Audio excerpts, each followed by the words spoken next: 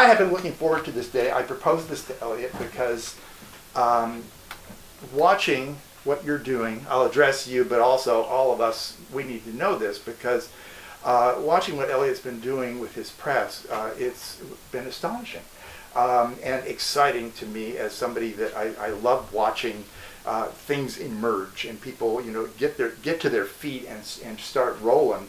And because I had a friend, I remember back in the early 80s who I was, going crazy because somebody had won some crazy prize for their poetry. And they said, yeah, did you submit to that? And I said, sure. They said, but why are you jumping up and down? You didn't. And I said, no, anybody moves on. It's good for all of us, and it excites everybody, and it starts to create a bit of life inside of our fish tank, that we are all living in. So, I've gone with you from, just knowing of you to seeing, poems, appearing on Facebook to watching you get into Amherst and you were studying with Peter out there and all sorts of, poetry things going every fucking which way that you can possibly imagine.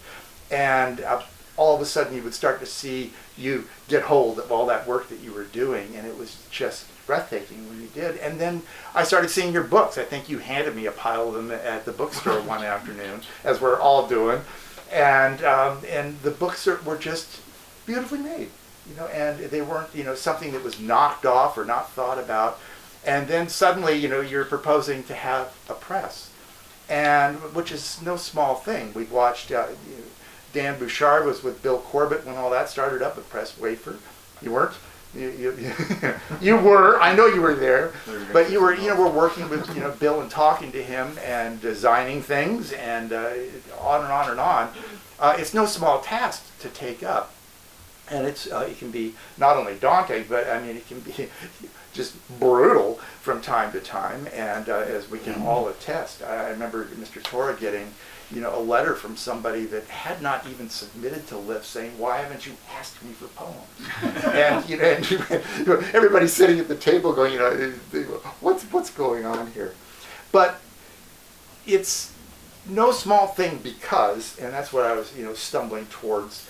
I remember as I grew up in poetry, so I stuck my head out of high school and then into San Francisco, and was immediately confronted with Black Sparrow Press. And the amount of work that was coming off that press, the first thing that attracted me to it was the quality of that work. And then there was the breadth of the people that Black Sparrow was publishing, and it grew and grew. It was already there before I ever got on the scene, for sure. But what it grew into over time was an extraordinary thing. And one only knew how extraordinary it was when it finally stopped and was not there anymore, because in my imagination at least, it was like one of those places one wants to be. This is not because they were publishing or somebody is publishing work like my own, but because they're publishing all sorts of different kinds of work, so that everybody would at least be confronted by your work when it came out of Black Sparrow Press. So with the demise of Talisman, the demise of Pressed Wafer, you're coming up behind all of those people, Eliot, and it's a fantastic thing to watch as a person sitting in his living room, scratching away, watching the books come out. The Nate Mackey book you published is a treasure that I've got that's sitting back there, and I remember sitting out here. I love Nate's work, and to have it be somebody that I knew publishing it and sitting in my own room reading it was just a special thing. That said, I also, as I briefly remarked just now, one of the things that it's troubling, Julia knows this, you probably know it, you two as well, is that, especially like with a marathon and stuff, is that you're doing all this stuff, right? This mechanical stuff. Everybody forgets you're a freaking poet as well. And Eliot is a magnificent poet, and so I'm happy that he's going to read out here with his own work, as well as take a moment and introduce some of the people that he's been publishing. So please welcome Eliot Cardinaux. Thank you. I'm going to sit down because I'm tired. But I have a book forthcoming, and it's not going to come out until the new issue of Spoke arrives. because some of the poems are coming out in there. There's some great stuff in that issue. Suzanne Mercury is also reviewing one of my books, but then I think Ruth Lepson has an article that she wrote about her dear friend Fanny Howe, who passed away very recently. So keep an eye out for that. But the book that I'm working on, it's getting pretty close to finished. It's called If Not For You. And it continues these 2 long poems that I've been writing over the past few years. Serial poems that kind of interweave. I guess you could say it's very similar to Nate Mackey's work, not in that I can assume that kind of impact on the poetry world, but in the sense that once I started, I couldn't stop. And so these are numbered sequences. One of them is numbered by Roman numerals, and one of them is numbered by mile marker numbers. So it's kind of like an ongoing thing, and for a while I was traveling a lot. I was living in Europe briefly. That ended very suddenly. But the miles were kind of a way to keep that momentum going, so I didn't feel like I was getting too stuck. Anyway, so all of these poems, well, except for one of them, are dedicated to people, some of whom are in this room. And I thought of the notion of, I don't know. Well, I'm just going to read the poems. I don't want to try to put something in your head that might not be there. But it starts with a little epigraph by Paul Celan. Who is invisible enough to see you? And now I'll start. A book of stamps for Uche Nduka. A new way of speaking. A flag is a flag, even upside down. You can't sit still in neglect, a display of snake bones. It's raining in sepia, notifications cover the world. Who's transparently misguided? I'm trying to stay out of it. It was an open letter to the only one who hadn't read it. A misrepresentation I fall short of, if fall starts in December in the desert. Made your point in the margins where people place their anger. This town is so suddenly crowded, it's weird that the bus never came. Coming up out of an OCD spiral just to say, you're good. To study every book as if I published it. All flaws revolt against the uniform. The killing machine would be perfect if not for you. In Memoriam Fanny Howe. And this is sort of based on my impressions after reading the first essay from The Wedding Dress, which is a beautiful collection of essays from the University of California Press. Midas, the formation of his unhappiness lay in inhabiting an unresponsive world. Who were you, laughing at me from the corner of the bus, at the edge of my bewilderment of violence? It certainly mattered, as if in a dream, if all things were as simple as machines. But a box of bearded dragons at the height of the busing crisis, to have fought for so long to entangle us that you become mysterious and strange, a lover's recognition, the comfort of that refrain. The dishonest fight and twist words for the sake of love, a bell jar over the rows of nowhere. And this one's for Martha McCullough.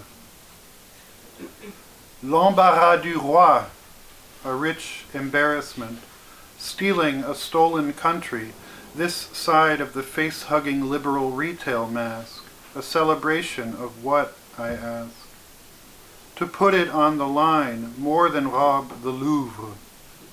Outside the facility, a clarinetist held without bail for playing her part in the theme from Ghostbusters. Officers in uniform stomp on her instrument. Snipers stare down from the roof in the name of whiteness. Tas du feu? To draw conclusions out of a cigarette, photograph the pianist, enemy license plates. To have your teeth cleaned requires a process much like this. Thrifting in the non-existent wilderness, become a cat on a green leash, wide-eyed and brilliant, knowing you woke up for this. So this is for and with Niev Timmons, the intern of the Bodily Press. Now is the winter of our dissonant content. Together we can destroy the world, address promotional postcards, stamp them and mail them out. Are you my intern or are you not? We could be medieval, vestige in Languedoc, our empire pilfered for stone, our poems little blue pieces of glass. Lay out the components of your becoming, a factory of ephemera, outside experience, pylons supporting the bridge of the word, your back grown stiff with the repetition. Bus fare for Shana Bulhan, who is my partner, but who is also reading today, and who also has a book forthcoming with the Bodily Press. Bus fare for Shana. On your birthday, dealing with the precipice of the past and working through transformations. The inaccuracy of your face, waking up to the luck of dishevelment, unkept time. Stuck for now on this side of the pond, still dreaming in Andrew Hill tunes. I think I'll move to hell, he said. No, you have to emigrate. A violent will to be reborn, clairvoyant enough for them not to let you onto the bus. I have decided to use a different ampersand. I can only write spare poetry in crowded places. And another for Shana called Practicing Playing, which is something that Thelonious Monk would say. You're not practicing scales, you're practicing playing the song that you're going to perform. So I'm also a piano player. I don't know if anybody knows that. But it's indescribable. Your madness is not white walls and fluorescent lights. We're still in love. I wanted to cup your neck before they punctured your spine. A kiss we hide behind the curtains of your hair. I have awoken to the world without misery, so soft your skin. Not all possessives need apostrophe. I will not turn away as you sleep. I am mad on the page, but together we brush our teeth. Time indeed to remember, the piano is a drum. For Will McAvoy, who's the bassist in my piano trio, our piano trio. Gut strings, more funding come and gone. I never thought I'd sound so broken, unbuilding a world from these bright particulars. As it is, we never emerge from the dance, from the ring, from the enchantment. The specifics of any association do not compare to music. I love how aching fits and starts weaving enclosures into the line, a chromatic distance, the offbeat unsleeping as you deliberate. A dream dissolves in front of you. There's no escaping anything you shirk, but I won't explain. How you face an impossible choice when he tells you it's getting slow. You might want to go in the other room and watch her open the barrel to clean the guts, the shit still in them, because you're into it. Conscientious Object for Paul Catafago, and Paul is a Palestinian poet that I published last year, so you can imagine what he might be going through. I cannot speak, my tongue stuck in the bombed-out crater. Your depleted cache leaves a hole as wide as the earth. Little surprise, such an equation equals genocide. Line by line, incision by incision, the poem is removed. How to speak if obliged to pronounce your name. And Shana helped me write that last stanza. I have a hard time asking, excusez-moi, but is that an overcoat? Check your pocket for a nose. If this is my labor of love, in its little fine-tunings, escaped one, how much for safe passage? Write me when you arrive. Which shore will bring boots and whose burden will lighten your life? Regardless, we are not bound, only bound up with the bullshit economy, a tyrant's madness and reason both.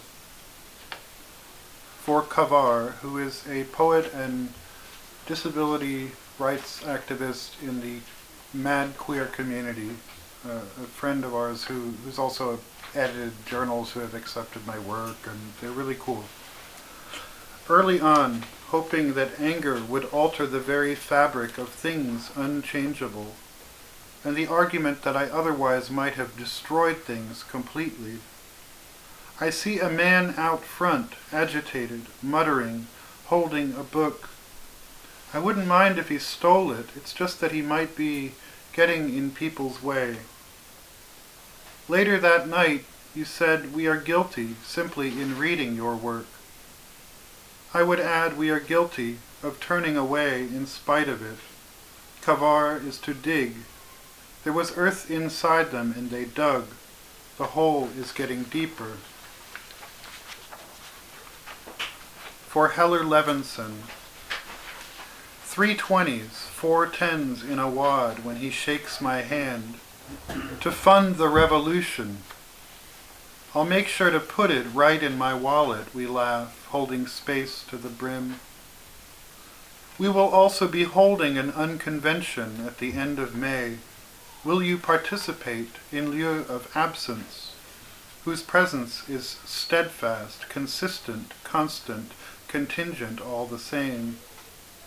Pass the hat for the Democrats, poor in spirit, pitié, deserving of recompense for the criminal state we're in. Philanthropy under threat from the wicked populace, broke where the light gets in, reminding you simply by existing of history, while others sing more loudly the backlash blues. To the memory of Gustav Sobin, who was published by Talisman and has been a big influence on me the past year. I didn't really know his work as well, and I finally got a hold of some books thanks to Shearsman publishing The Collected and Uncollected, and I've also been reading his prose. Someday I'll drive to the Summit House, that city, a ruined romance, a university. In reality, all structures fail. Don't speak if your aim is true, to keep a home in poetry where I cannot live. Given familiarity, a space becomes a place. This will all be over soon. We've always given reasons to collaborate with the dead. I name it, no boundaries. Your movement triggered some generosity. The crisis is not encroaching, the crisis is shared. I couldn't find the door. The question is not, will tomorrow come? Tomorrow is coming. Tomorrow is coming for you. And now some mile marker poems. Mile 107 for Tasha Robbins. No notice. The world is as it is, and I am of the creaturely variety, insistent on smallness as virtue signals its fall. Mile 109 for Andrew Mawson, who has a book coming out very soon from the press. March Madness, my hair flecked with sudden April snow. In the midst of an already ongoing Armageddon, ultimating absence, moments of commune in music, the rustle of everyday fragile brightness, colloquial cruelty even, jostling for a home. Mile 111, this is the only one that does not have a dedication. That power exists and has a very real impact on interactions should not be news to me. Is it news to you?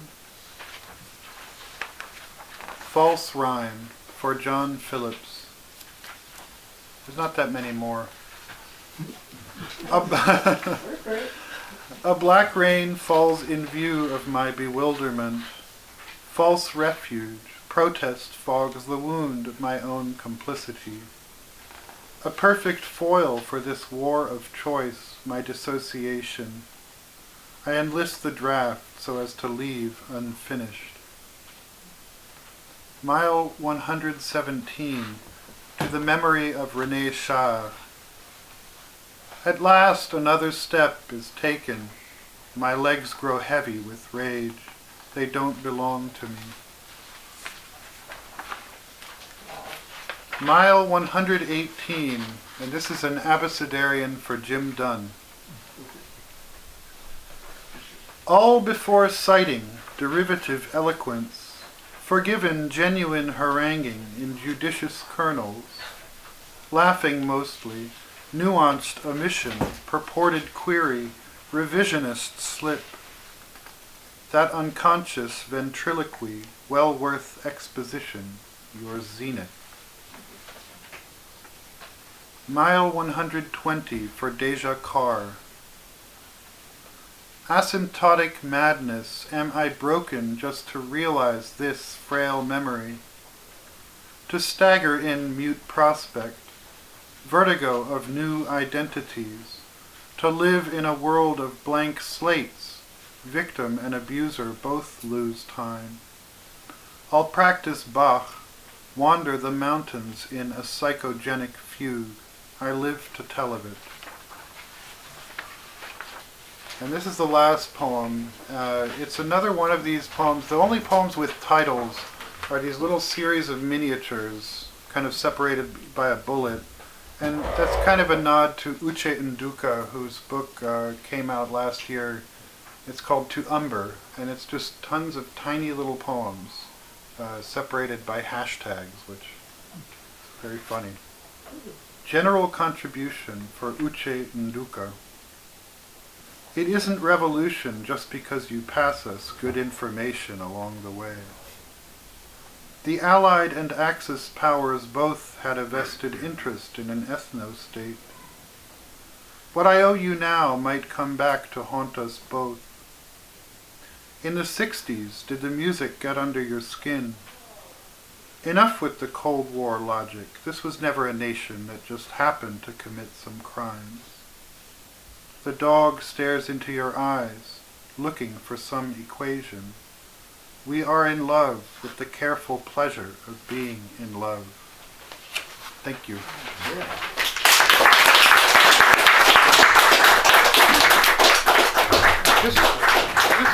Okay, so I'm going to introduce each reader as they come up. The next reader is, of course, possibly the closest person to me in the world, my partner, Shana Bulhan.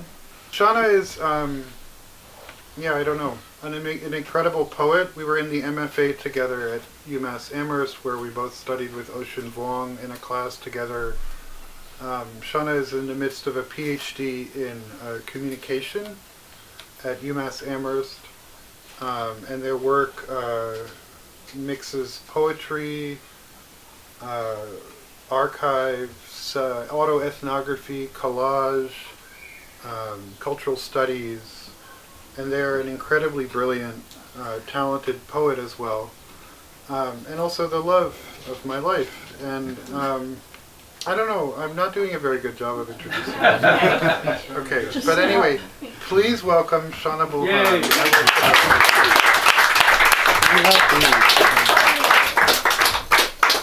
Hi, I'm Shana. I'm debating. I guess I will also sit down. Okay. Can you all hear me okay? Okay, great. So the first poem, Vulnerare Imperfecta, there's an epigraph from Sylvia Plath's Mad Girl's Love Song, which is a really lovely poem. Yeah. I made you up inside my head. I won't look back, no daymares, just a room that gets to settle still out of vacuum. They tried to cut you away. They tried to feminize me. Salted legs, just another leaf to clover up. I'm so attuned to your slightest. I take it back. Please ruin me with reverberation. Don't make your own space and decay into decorum, like our body somewhere else, incomplete at the altar of woman. I vampire into fame, vulnerare imperfecta. Did I banish you, like a waiting wound, closing into the everyday gloam of gloom? The blue mundane. This morning I just stopped in the reverie of it. Oh, how I clambered atop you, feline. How I sank into it. Just sank into it. How I dreamed up some patchwork to rely upon. You didn't need to ask. I didn't need to tell you. Just my epistolary bruises, self-ties I never made. Just let me clamber upon you again. Just hold my frame like reverence. Fate our mouths into sustenance. I wasn't even in the air. I was the abandoned parachute. The rolling soil, just flung and ready. Always just ready.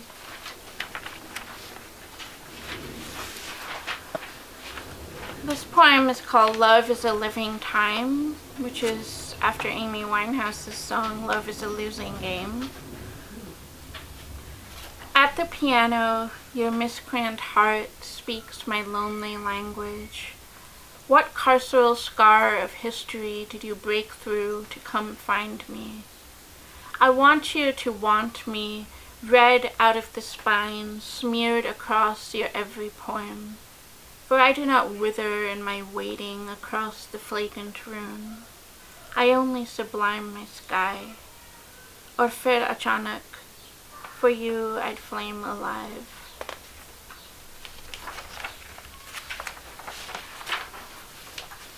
Assimilation. The unfocused quiet, a swarm of slipping worlds. No, not quiet, not quite. Not quite the crepuscular dark, nor the nocturnal secret. It's some other thing, like the difference between languish and languor, or to be deaf without language. Only the colonial orality, shocked and scissored into compliance. Epiphanous unbecoming. An experience is a performance, though I dwell in inexperience. Once in a jungle stereotype, legs dangling out the back, trunk open, dusty air, like drinking ruavsa and mocking it.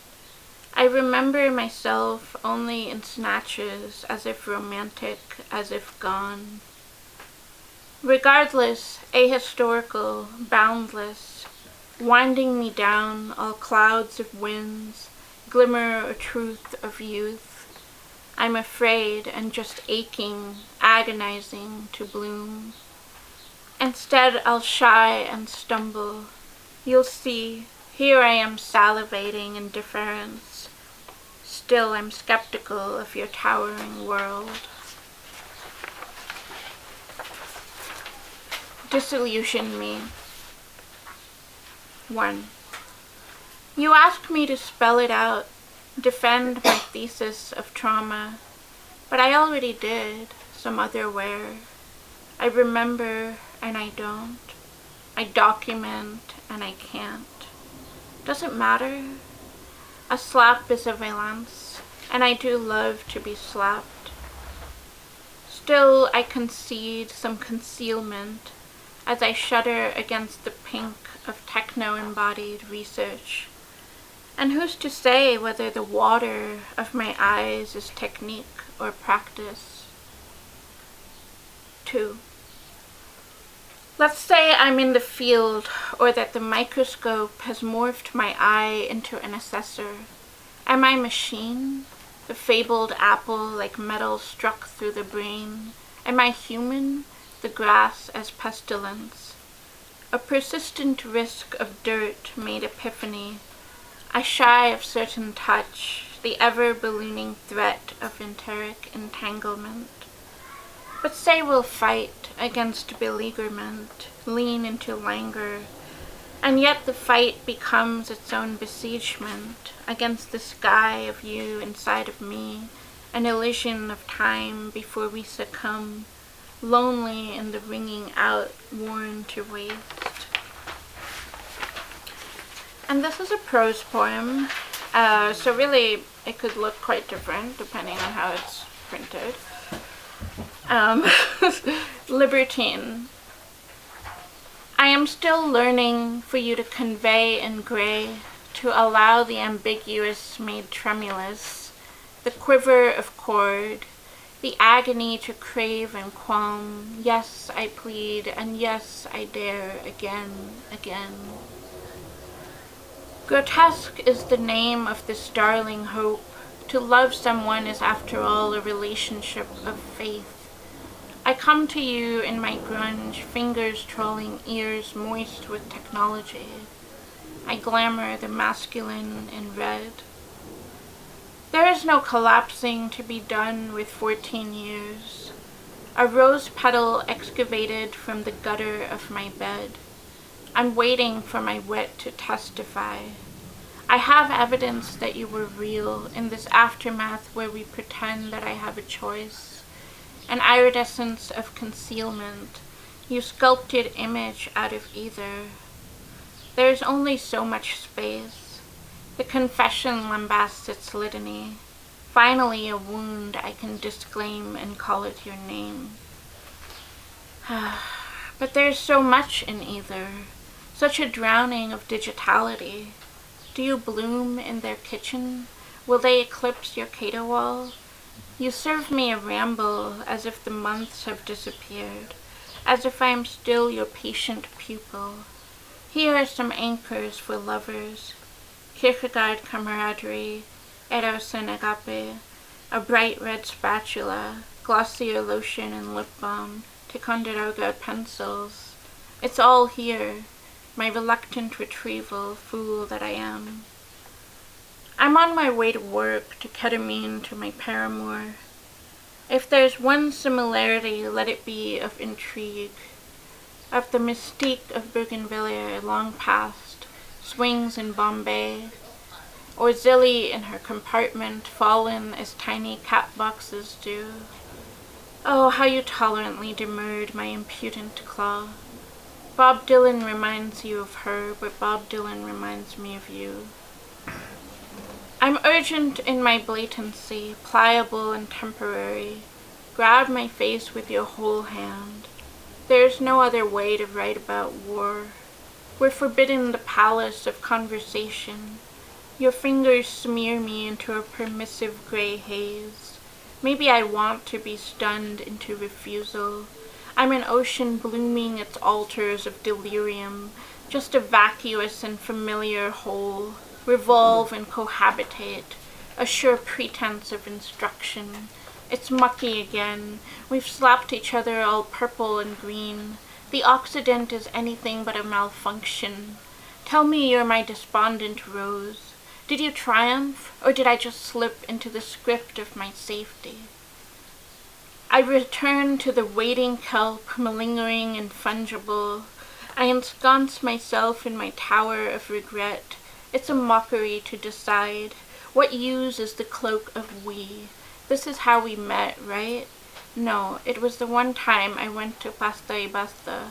No, that's not true. Here you are in every Valentine's weekend photograph. Here we are dancing with my dinky camera. No, here you are cropped out. No, there you are pushing me to my knees like you never would, in the red light, in the red light, in the red light. Back then, I was still a thin scene of a girl. Now I'm fluctuating in folds. Such a valley queer. I go home and dream you're still so angry, tearing me down worse than the year of my crucible. I'm in the bath again, letting something happen to me. I manufacture some exploration of skin. There are so many ways to disconnect. Just unblock me so I know you're still alive. Do you still hanker for perfumes, or wander your trauma into fan fiction? You whisked me into this world. I really tried to dull it good. Well, say I punch my body into its exotic feminine, squeal away flesh under hooks of velvet, stockings for callous erasure, wires for every errant bulge. Could I allow it then, the telemetry of erotic experience? Whether it's the mattress on the floor, or an artistry of adobe, or the table in Dwight Hall, or Grove Street peanuts against the wall, or the ghost sweeping the Rockefellers, or the tepid woods behind Triple IT, or the 7th floor of the library, or an interruption of sleeping textbooks, or Tetris before Lakshmi Enclave, or the other park of Spokane, or a Fab India travesty, or the mirrors of Tinder fame, or 5 stars in the hotel garden, or the best pillows for chronic illness, or bouncing naked on balloons, or running blueberries in the shower, or this bed frame, that bed frame, his bed frame, their bed frame, her bed frame, my bed frame, or damn it, my alley, no, my woods again of shame. Some placement seems required. An exposed snake of disabled desire, Gabira. When you bite past what my skin will allow, I arrive alive. Thank you.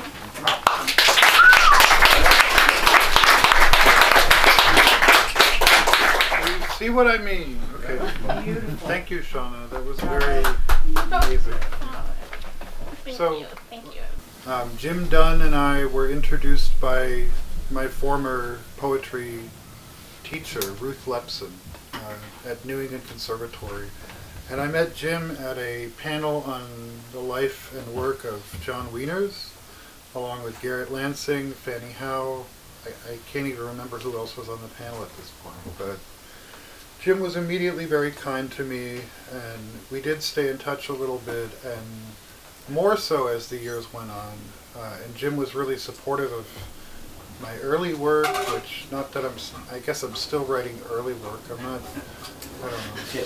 I'm getting to my late phase here. Anyway, I should calm down. But Jim has always been a really strong supporter of what I've been doing, and I know that Jim has been a huge supporter of what other poets are doing too, and was very close with John Wieners, which, you know, Burger King. I mean, what more can you say? So here's Jim Dunn. Please welcome him.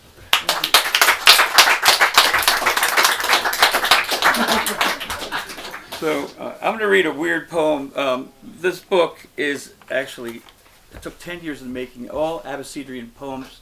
And since it's come out, like the Dylan book came out by Robert Polito, which is all Abecedrian chapters. The holy and sacred of the Abecedrian in Jewish Kabbalah. This is neither holy or sacred, but I worked at it for a long time. And what is the Abecedrian? That alphabetical. A to Z, and the chapters of the Dylan book are all. What he did was instead of doing it chronological, he went back to this James Merrill poem. It was called, I think, The Memory Palace, and that's where he got the idea for it. This is called A Way with Words. If I can find it. This my weird little book that came out like 20 years ago, or actually 30 years ago. My wife actually had it made after hours at a law firm, if I could find it. I should have had it a little. It's called A Way with Words. And it's a weird narrative poem, but I think you'll enjoy it. And this goes to Sister Mary Regis and Lee Ving, fellow graduate of St. John of the Cross, Rosslyn, Pennsylvania. A Way with Words. I've always been told in an offhand complimentary way, you sure have a way with words. And I think back to Sister Regis's first grade class, the first day I knew my happy-go-lucky days were now murdered, and the uniform of St. John of the Cross Catholic School was the funeral wear of a happy-go-lucky childhood. So I cried for the first 6 months of my first grade, and Sister Regis had no time for my childish behavior, and I was left-handed and confused. I was terrible at art. Construction paper placemats were my nemesis, and I couldn't follow directions or even hold a pen or fork properly. I was the only kid I knew who was forced to repeat kindergarten. I failed kindergarten for Christ's sake. They had all sorts of theories. He's borderline autistic. He's a walking epileptic. He can't socialize properly. And Sister Regis had no time for my childish behavior. She gave a note to be delivered to my mother, to Connie Quinn, my next-door neighbor, the beautiful blonde third grader who I adored. The note said, "If James continues to behave like a baby, then do not bother sending him back to my classroom until he conducts himself like a proper Catholic first-grade student." I stopped crying soon after, but my morning was replaced by a severe neurotic anxiety. I would wake up my parents at 5:30 a.m. in a frenzy saying, "My pencils aren't sharpened. Get up, help me sharpen my pencils." My mom would reply, "Honey, your pencils are sharpened. They're in your pencil case, in your book bag. Now go to sleep." But I couldn't sleep. I couldn't eat breakfast. I would sit in the classroom learning about Jesus in a white-knuckled fear. She wielded a wooden pointer like a righteous pianist that shot wads of pain onto the knuckles of the unrepentant.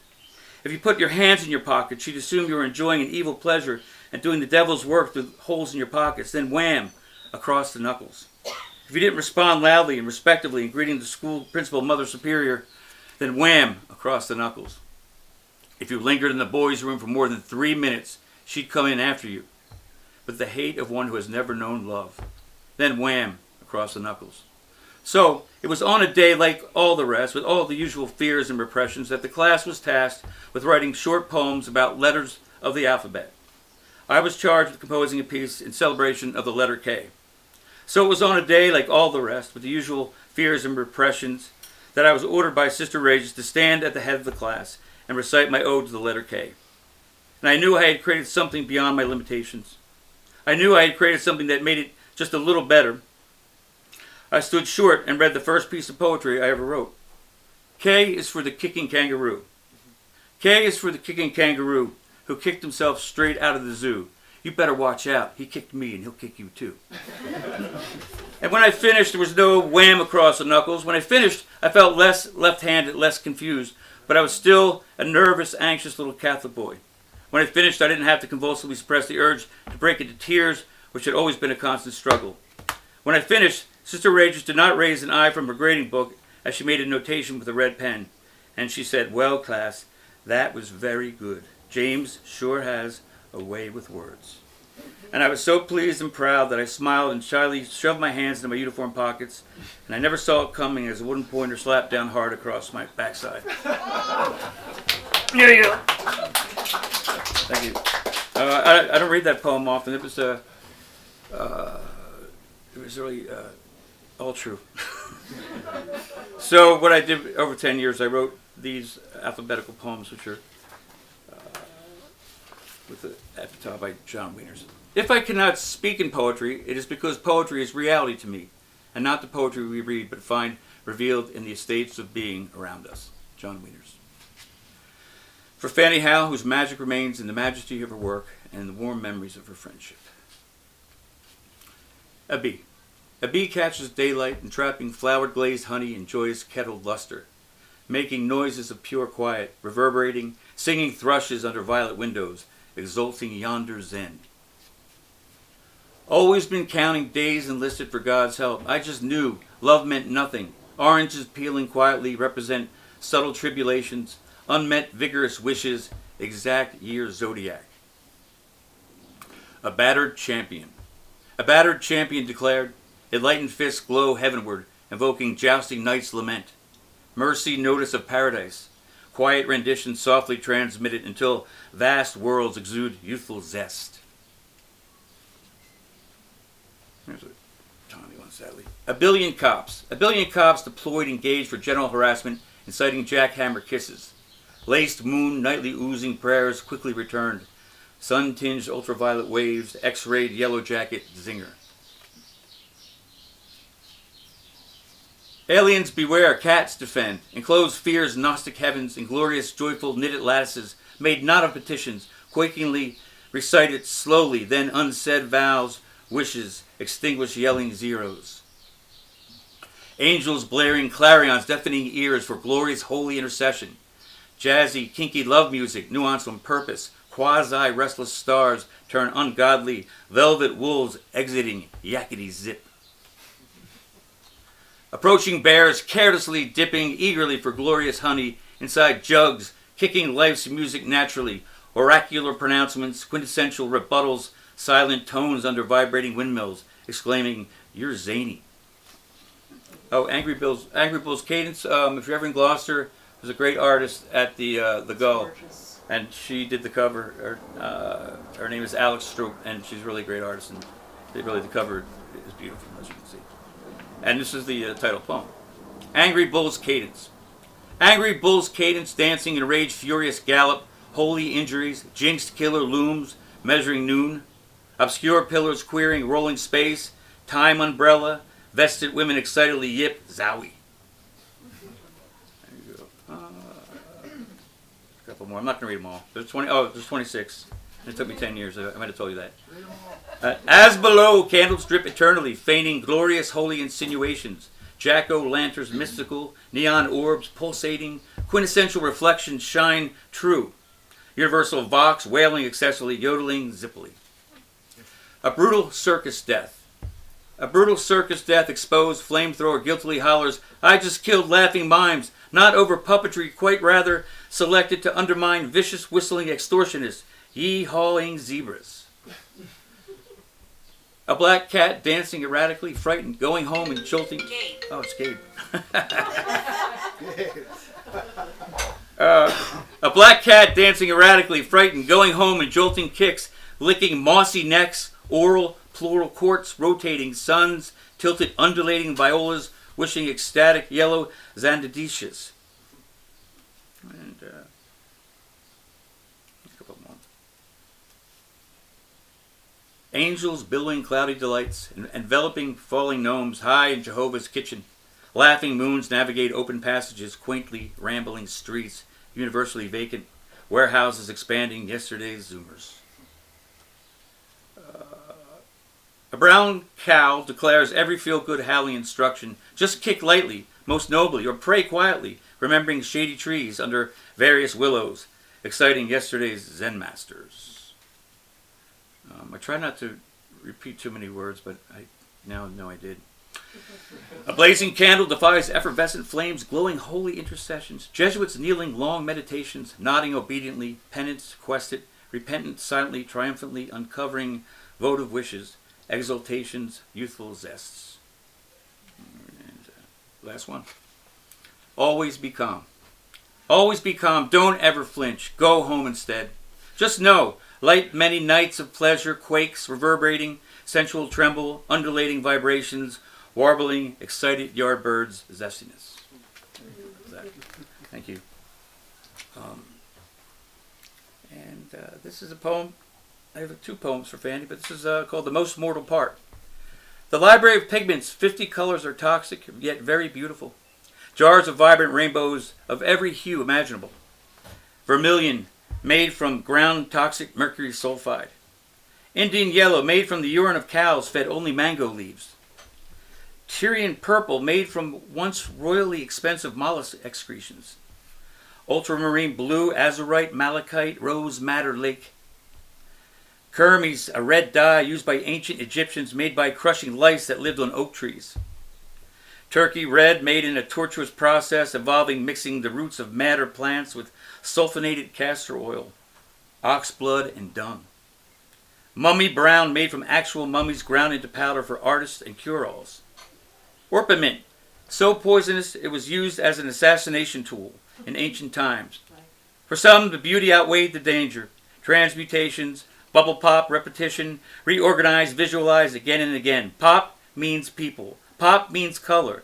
The most mortal part of the poem, the most mortal part of the person, is the colorful end. And this is called Afternoon Torched. We actually did this walk at Harvard around Harvard Square with Eileen Miles, and this is the poem that came of it. Afternoon Torched. 2 white stripes guard the trunks of thinning trees. Subway grace in square formation, ladder to heaven. He opened paths for our children to follow, waving a very special witch's wand. Bubble men in blue jackets conducting the wind, hollow crystal balls of emptiness, floating just above the ringing bells of the throng. Laughing man with a grumpy tuba cuts through the crimson crowd. Patch of light, single golden delight, lone engine drone, crossing the blue afternoon torched, a hint of what's built to come, to fruition.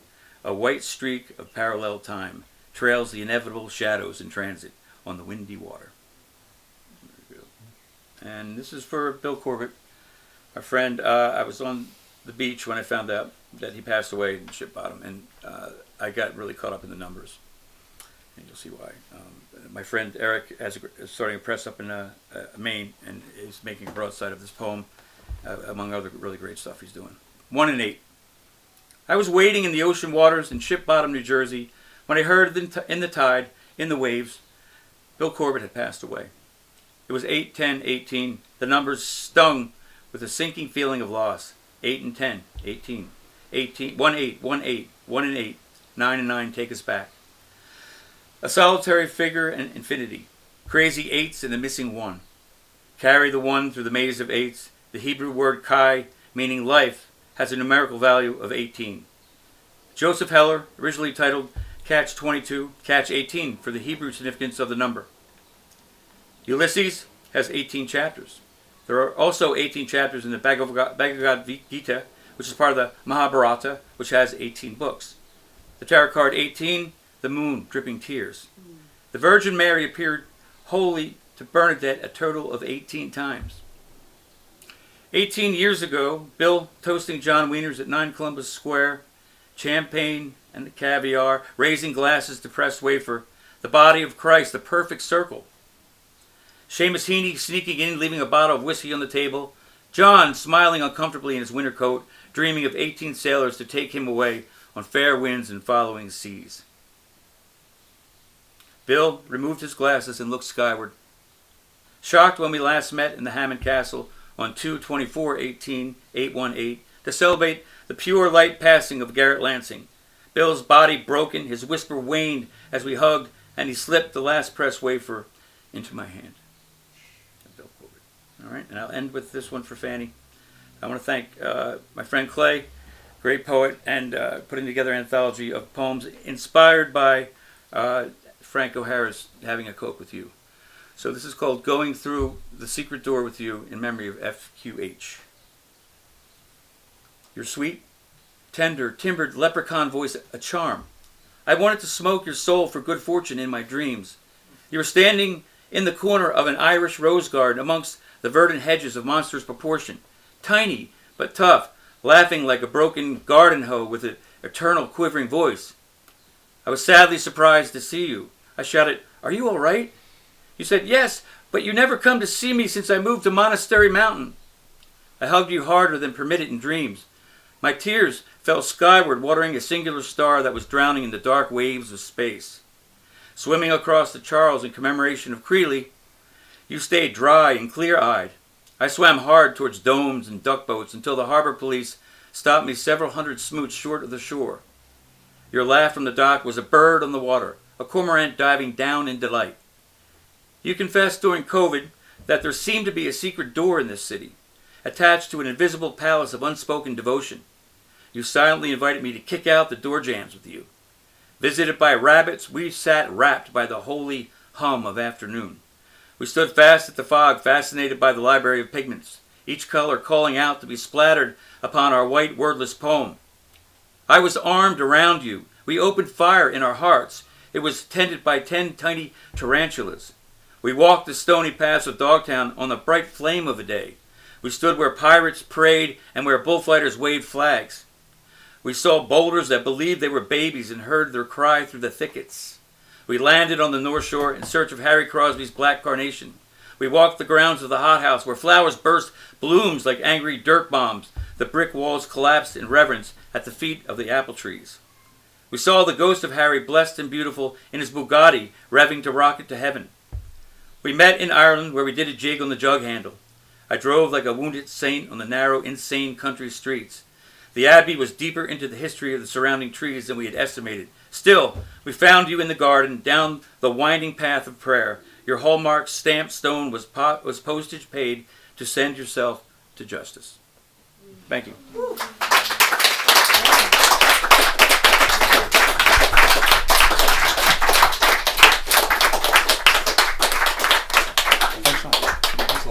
Thanks so much, Jim. Okay, so we have one more reader. Last but definitely not least, Martha McCullough was introduced to me by our dear friend Suzanne Mercury, and I found out that she was living in Amherst, very close to where I lived, and we started hanging out from time to time. We gave a few readings together, and we became quite good friends, and I like to call us grumble buddies.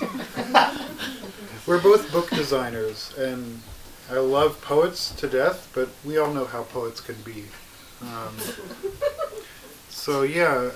I recently published, I would say it's a chapbook, but it's on the longer end. It's pretty much a full length, I think, your book. It's called I Woke Up for This, and I don't know, Martha has just been a really solid presence in my local reading series. She's read a number of times, but she also comes out to hear other poets that I bring to the bookstore. And she always makes me feel better when I'm having a tough day. So please welcome Martha McCullough.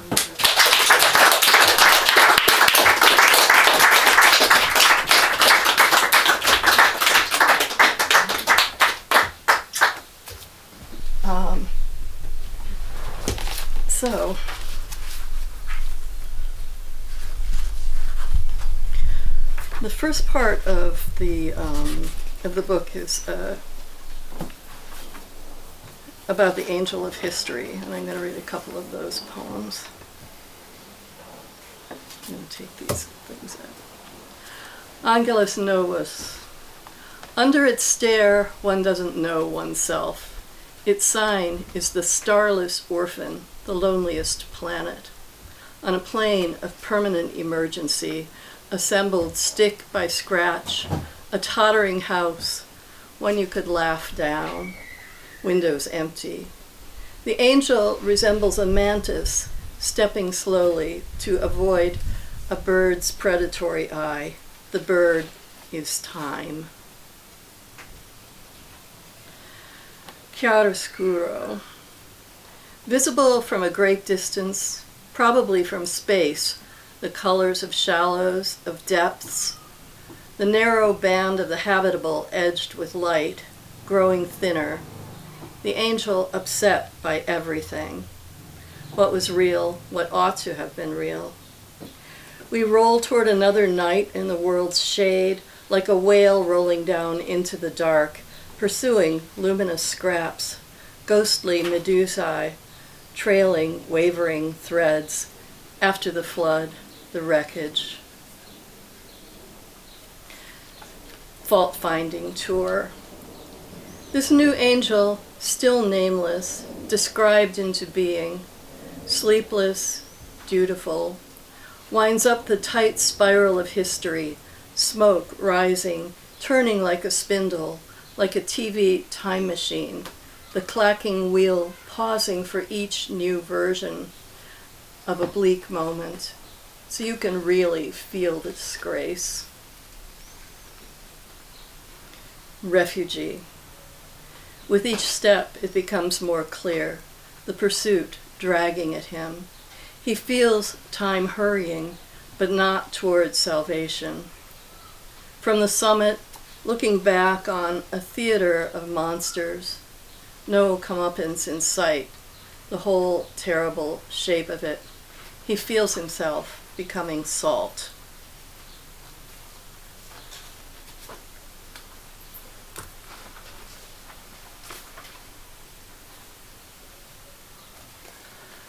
Entries.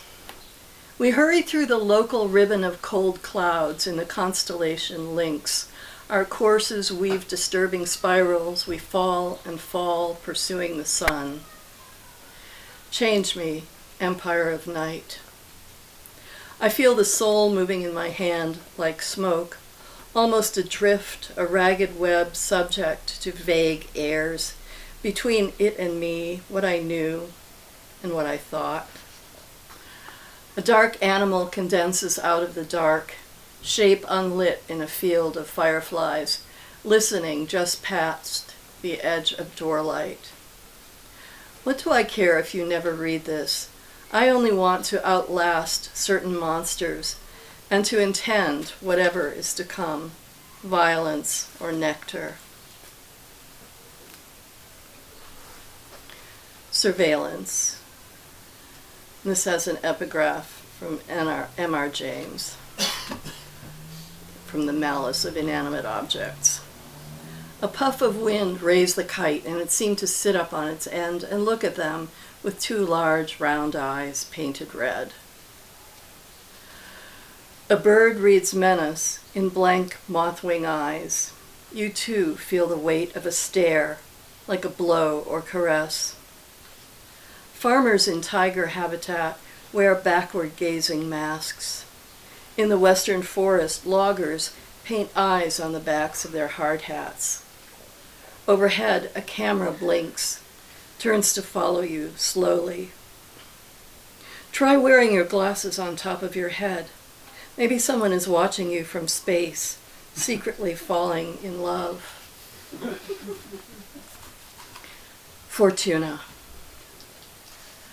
From sense or favored scraps of madness, all the ordinary, make a day and another day.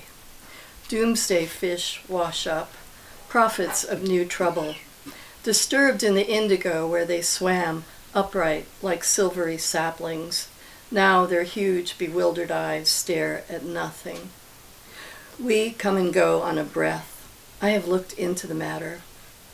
Are you still receiving these reports? I need my water. Can you reach it over there? Thank you.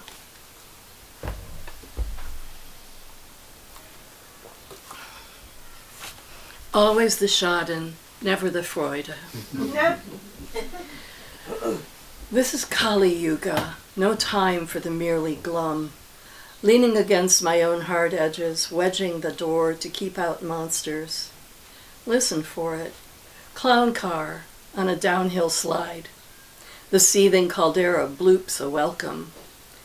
The Schadenfreude should be delightful for those who are still here. The contradictions tighten around some neck. Woe to them, etc. There are so many proverbs about the devil, how you shouldn't let him get behind you. He'll lean over your shoulder, whispering. He'll bore you to death. His dreary notions of impropriety, his so-called sense of humor, how he needs his pile of skulls. Words need big teeth, with little birds hopping through the monster mouth, cheerful, doing business in a cloud of butterflies. While above the other clouds, cycles, epicycles, Baroque scrolls, the smooth curve of time sloping toward a riffle of conclusion. Ah, Jack, the giants are all around.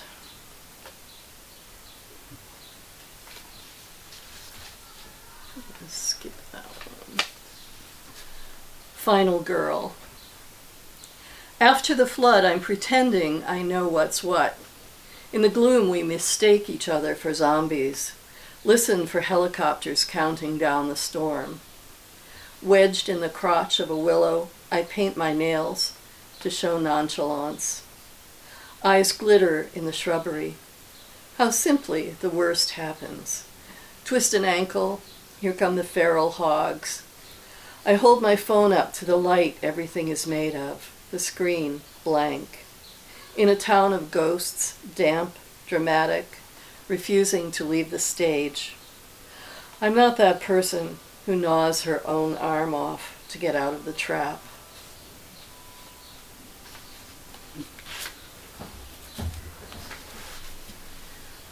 Notes for my creditors. I hardly think of you, not true. I hardly think of you as human, and you want to scoop me like a plum from its skin with a turn of the spoon. This is a spell, not a message. Once from Manhattan Bridge, I watched a warehouse burn, flames ascending from all the midnight windows toward the rusty van where I leaned out, amazed, to see so much surplus value vanish in festive conflagration. My threadbare morning casts no shadow. Back then the bridge set down its giant foot among weeds and broken cobblestones, stenciled on a ledge the word decay.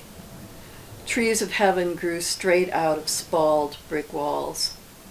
No one expected an influx of millionaires. Someone is knocking. Is it you in your false mustache? I have composed a catalog of useless things I am allowed, poetry, etc. Think of me sleeping, blissful, earning nothing. No, really, I have wasted my life.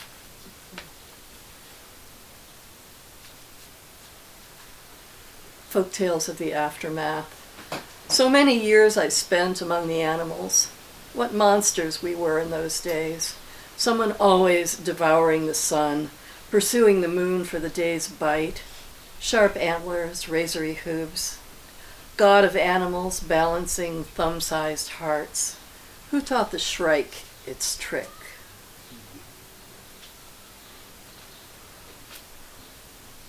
I woke up for this. Skull painted on the clock face. Needle threader, mountain goat or monster, who lives in the shade of your shadow. Dim shine on the haunted road, climbing into a deeper night. End of the die-away embrace. Fine tremor of electrons. Each day plowed under, seeding the next. The long catastrophe through which we somehow live. All prelude, all aftermath.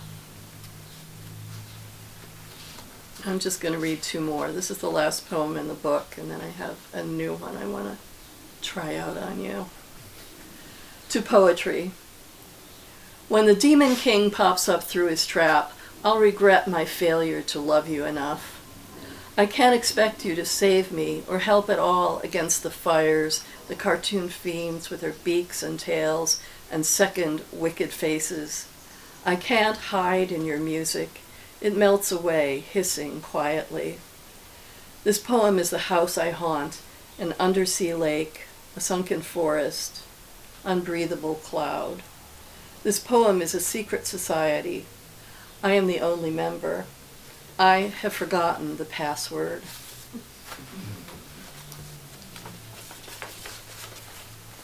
It's called The Future. Sapphire cat ears, alert for slightest indication of spring, witch hazel and snowdrop, the gestural green reach. Trying again, unable to affect the pale parade of lunatics, crystals and pentagrams out of season. Nothing is impossible to believe. See, e.g., L'Affaire des Poisons, Black Masses, all that plus all the subsequent terrors. It's still that bad. Why doesn't her cross burn her throat? Why doesn't she wear it upside down?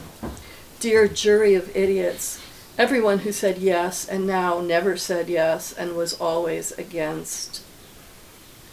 The sinister little tune that repeats in my head, density of after midnight leavened with sudden wind. I want a spell for deeper sleep, something to slow the round and round of thought.